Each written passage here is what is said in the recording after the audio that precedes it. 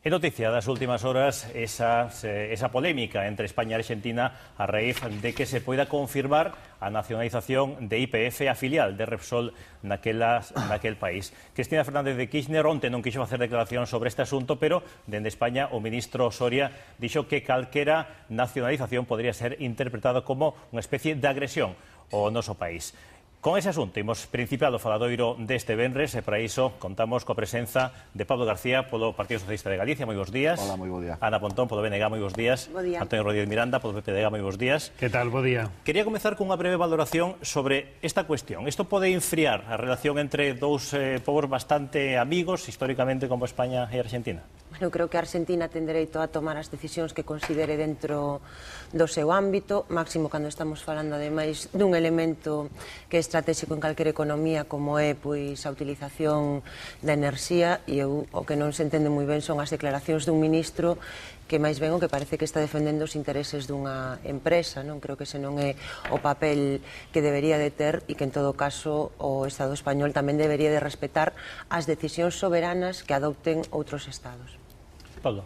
Bueno, de primeiro lugar teremos que esperar se confirma iso, porque por agora non hai nada oficial, non? En todo caso, pois por suposto que a Argentina ten toda a legitimidade para defender os seus intereses, pero tamén as empresas neste caso, nos términos que sexa, e por suposto cumplindo a legislación e as leis vixentes, pois tamén terán que teñen o dereito a defender os seus intereses, non? Eu creo que é precipitado no sentido de que por agora non temos nada claro. A propia presidenta creo que onte se esperaba que dixese algo do asunto e soltou un discurso tremendo e non falou de nada, e polo tanto hai que esperar a esas noticias. Sempre pois, temos esa dicotomía, pero me parece en todo caso sí, un pouco precipitadas esas declaracións no sentido xa un pouco de barricada do propio ministro, que ainda non hai absolutamente nada, non? Antonio. Mire, o goberno español ten que defender os intereses de España e o ministro creo que foi bastante claro. He dixo que cando se actuaba contra intereses españoles tamén no exterior, pois tería que entenderse que se estaba actuando pois contra España. Eso foi o que dixo, é absolutamente nada máis. Hai que ter unha postura firme. Si efectivamente os investimentos españoles se producen a través de empresas españolas que cumplan rigurosamente a legalidade, pois hai que garantir a seguridade xurídica tamén en outros países. A postura do BNG a min non me extraña, porque efectivamente, como vai contra os intereses de España, parece que lle interesa, e segundo, porque as súas posturas políticas apostan por a nacionalización de xeito habitual, tamén aquí en Galicia, é dicir, son postulados de corte marxista, polo tanto, coinciden plenamente co goberno argentino. Nos entendemos que defender os intereses de unha empresa española que actúa dentro da legalidade é defender os intereses económicos de España. Unha cuestión, porque aquí se fan valoracións absolutamente desafortunadas. Eu creo que o papel dun goberno é defender o interese xeral.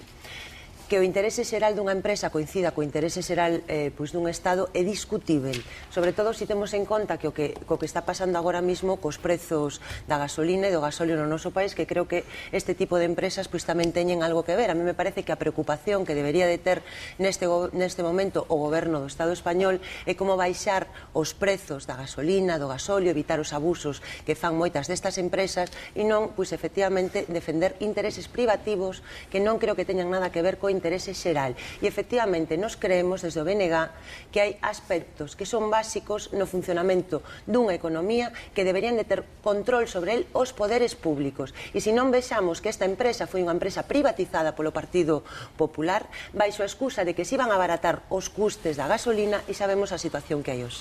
Si quer responder brevemente, senón cambiamos de tema. Pois sí, mire, efectivamente, si se quere defender que en España poidan baixar os costos de petróleo, creo que unha forma tamén de axudar é que as empresas españolas que precisamente producen un petróleo no exterior e que logo o traerán a España, pois sempre serán bastante máis interesante que teñamos que comprarlle petróleo a outros países e a outras multinacionales estranxeiras. Pero apostando por o tecido productivo español, estamos apostando por España. Eu creo que non cabe dúda. En a situación actual creo que aínda máis. Se estas empresas generan recursos económicos fora que logo se aportan e se integran en España, eso favorece a todos os españoles. Si quere dicir algo? Eu creo que, ou polo menos para deixar clara a miña posición, coincidindo no sentido de que, por suposto, o goberno español tamén ten que defender os intereses das empresas que están no estranxeiro, tamén, pero en todo caso a mí o que me parece precipitada a reacción neste sentido ante un simple de momento rumor, e creo que o tono incluso era en plan un pouco, entre comillas, chulesco, no sentido de que creo que se hai un conflicto entre Argentina e España, creo que de algún xeito ten que ter outros cauces e outras formas e non unha declaración nese sentido un pouco chulesca do ministro sin nada concreto de momento. Imos deixar aí ese tema, imos con outro, porque nos últimos días os xulgados volveron a ter actividade, ademais con políticos novamente. Onte declaraba o alcalde de Santiago nos xulgados e tamén nos últimos días víamos a actividade no sentido de que, por exemplo, tamén onte se confirmaba que Javier Escribano era absolto dun que declaraba como imputado era absolto dese presunto delito no caso da Operación Arena. Ademais, nas últimas semanas tamén se produciron algunhas declaracións tendo en conta a Operación Campeón. A cuestión que lles quero plantexar é moi clara. En que momento debe dimitir un político? Porque, primeiro, cando está acusado de algo, cando se confirma a súa imputación, cando o xuiz di que finalmente fixo algo, cal é a resposta que poden facer a esta cuestión? Bueno, por exemplo, tomando como base o caso que esta semana está sendo máis polémico, digamos que está de actualidade, que é o caso do alcalde de Santiago de Compostela, non membro do Partido Popular, o señor Conde Roa, creo que hai tres aspectos que debemos diferenciar. Hai unha responsabilidade de tipo penal, judicial, que van a ter que ser os xulgados quen a determinen, pero, por exemplo, neste caso hai tamén unha responsabilidade persoal e unha responsabilidade política que vai máis alá do que poda pensar o señor Conde Roa. Eu creo que calquera na situación do señor Conde Roa tería xa dimitido por unha cuestión mínima de ética, de dignidade e de respeto tamén polas institucións. Non é de recibo que un señor que é alcalde da cidade de Santiago de Compostela este imputado por un delito que el mesmo recoñeceu e que fixo fraude fiscal. Creo que está desautorizado tamén desde ese punto de vista para logo exixirlle aos cidadáns de Santiago de Compostela que poidan que paguen os seus impostos. Creo, ademais, que hai unha responsabilidade política que ten o Partido Popular. Ampara ou non este tipo de prácticas? A nós nos parece, desde o Bloque Nacionalista Galego, que o señor Conde Roa debe dimitir inmediatamente e que o Partido Popular lle debería de pedir esa dimisión, porque senón o que está amparando é que nun momento como este se permitan prácticas que eu creo que a todas luces pois non son de recibo para ninguén, pero moito menos para quen ten unha responsabilidade de tan alta como a que ten o señor Conde Roa. Pablo, en que momento debe dimitir un político cando é acusado dun delito? Eu creo que, sin concretar en ningún caso, os políticos son os primeiros e somos os que temos que dar exemplo, e, polo tanto, si cabe, ten que ter máis rigor que a calquer outro cidadán a hora de ser o máis escrupuloso posible, cumprindo as nosas obrigas, e ante a mínima sospeita eu creo que os políticos debemos dar exemplo. Pero tamén é verdade que os políticos, lóxicamente, os que ostentan cargos públicos e os que ostentan cargos de responsabilidade tamén están máis expostos, ou estamos máis expostos a, digamos, a certos tipos de denuncias, a certos tipos de acusacións, incluso por parte que despois de xente de dubidosa credibilidade, que despois acaba confirmando que non acabou. Home, eu creo que hai que ver cales son os feitos, e en función deso, creo que cada un o primeiro deberíamos ser os políticos os dar exemplo a hora de non cuestionarnos se realmente os feitos que fixeron e tamén os partidos políticos non amparan ese tipo de actuacións. Do caso concreto que foi a actualidade esta semana, home, eu creo que é moi pouco explicable que unha persona que ostenta un posto de tanta responsabilidade como ser alcalde de Santiago, bueno, pues que cometa un fraude fiscal, non? E que de algún xeito intente evadir o fisco, aínda que despois o recoñeza e se arrepinta e diga que colaborou. Pero o que está claro é que hai un feito innegable, é dicir, non era cuestión de que unha persona lle debera a Facenda, senón que tratou de evitar un pago a Facenda. E, por lo tanto, é un feito suficientemente grave que nos pensamos que tamén teria que dimitir. Antonio. Miren, en este tema, cada partido pois ten a súa propia folla de ruta, non? Eu podo falar da folla de ruta que sigue o Partido Popular, e nós temos nos nosos estatutos que cando cualquier militante de partido se lle coñece que ten unha imputación no ámbito da xusticia por un delito, pois o que hai que facer é abrirlle un expediente. esa é a folla de ruta do Partido Popular. Evidentemente hai outros partidos que non teñen esa folla de ruta porque teñen diferentes cargos tamén imputados e aí se manteñen. E logo tamén está o feito de que, bueno, hai políticos que, se efectivamente en algún momento cometen algunha actuación irregular, a poden recoñecer ou negala. Aquí temos un exemplo que cando algo está baixo a mau da xusticia hai que ser respetuosos. A presunción de inocencia debe ser respetar, é un dereito constitucional compaxinado, como digo, cas follas de ruta de cada partido, non? E hoxe, pois, bueno, tamén temos ese exemplo de un cargo do Partido Popular que no seu momento dimitiu, deixou o seu cargo para defenderse como cidadán e agora a xusticia pois dixo que non había motivo para achacarlle ningún tipo de delito. Eso evidencia precisamente o respeto que debemos ter cando algo está baixo a máis de xusticia, deixar que sea a xusticia que actúa. Internamente nós temos un procedimento e ese procedimento é abrir un expediente á persoa pois, que está imputada. Con iso chegaría ou había que facer algo máis, en xeral? Eu imos ver, creo que nós desde o BNG nunca cuestionamos a presunción de inocencia, nin estamos a favor de que se fagan xuizos paralelos. Creo que eso é unha cuestión clara. Outra cousa é que a marxe das responsabilidades judiciais hai responsabilidades políticas.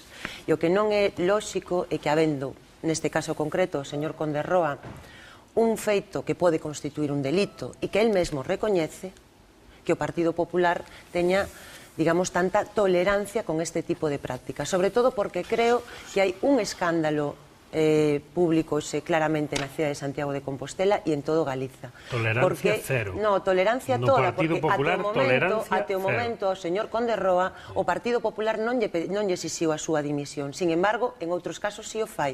Xa sei que o PP ten un doble raseiro e non aplica as mismas. Usted está adiantando os acontecementos, sea respetuosa. Até o momento, o Partido Popular non lle pediu a dimisión ao señor Conde Roa. O Partido Popular mantén alcaldes imputados na Costa da Morte pola Operación Orquesta. Entón, é dicir que hai un doble raseiro, efectivamente, sí.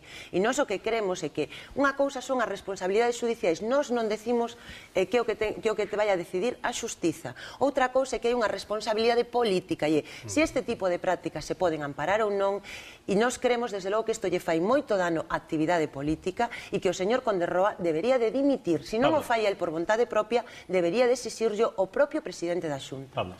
Nos, iso onde pedíamos e estes días, nós consideramos que os feitos son o suficientemente claros, independentemente que despois a xusticia se pronuncie para de algún xeito, pero que debería incluso partir máis alado de que, por suposto, o partido tamén ten a responsabilidade de descalificar ou de clarificar cal é a súa posición con respecto aos feitos e que hasta agora o presidente da Xunta, Núñez Feijóo, a pesar de ser reiteradamente preguntado, nos dixo nada claro que pensaba sobre o tema, pero debería partir do propio interesado e dados os feitos que se nos contaron e que él non nega, bueno, pues nos creemos tamén que son o suficientemente esclarecedores máis alá do delito que poden constituir, bueno, para cando menos non ser unha conducta que baixo o noso punto de vista sexa amparable e que por suposto debería facerse plantexar a él mesmo si é propio do alcalde de Santiago pois poder facer ou poder respaldar esos feitos, non?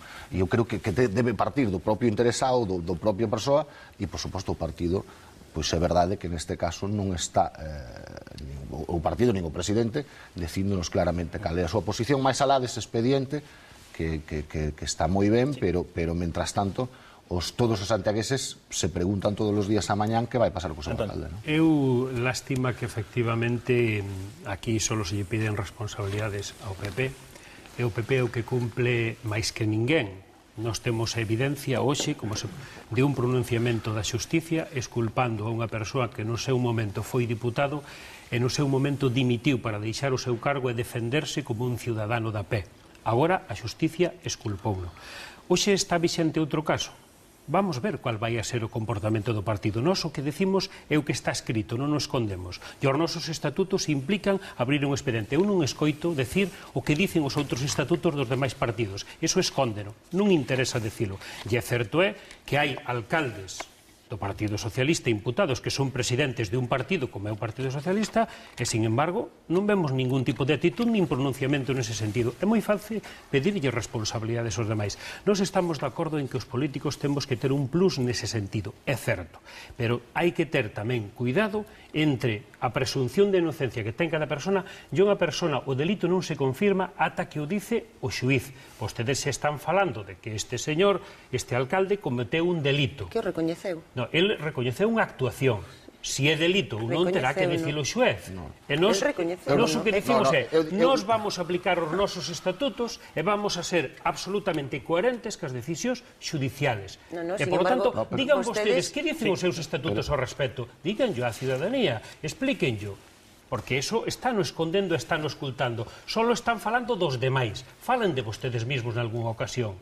Eu 30 segundos cada un porque temos que deixalo. Eu diferenciei claramente o delito da actuación. Mais alá do delito, o que si recoñeceu o señor Conde Roa foi unha serie de feitos, e unha serie de feitos que están aí, e que a xente escoitou, e veu, e leu, e que tampouco teñen moita sombra de dúbida, que con unha persona que cobrou un IVA, bueno, pois non o ingresou correspondentemente, e, polo tanto, eses son os feitos. Se iso vai constituir delito, non vai constituir ou non, vale, será a xusticia cando chegue o momento.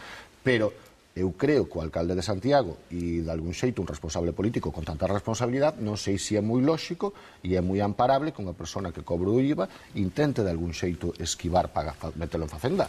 Eso é así, de claro. Ana, 30 segundos. Eu simplemente quero decir que nós non xulgamos as responsabilidades penais, as responsabilidades políticas. E estamos ante algo moi grave, e unha persoa que evade o pago dos seus impostos. Xa sabemos que o Partido Popular é tolerante coa evasión e co fraude fiscal. De feito, acaban de facer unha amnistía para os grandes capitais. Pero a nós, desde logo, non nos parece que esa sexa unha actitude que poda pasar desapercibida e que sexa unha cuestión menor. O grave neste momento é que o PP non ten autoridade ou estáse quedando sin autoridade a hora de reclamar e estáse facendo cómplice porque non reclama a dimisión do señor Conde Roa. É tan simple como iso. Sí. Mire, eu volvo a insistir, é dicir, o PP vai cumplir dúas reglas fundamentales. Se non queren escoitar, non escoiten.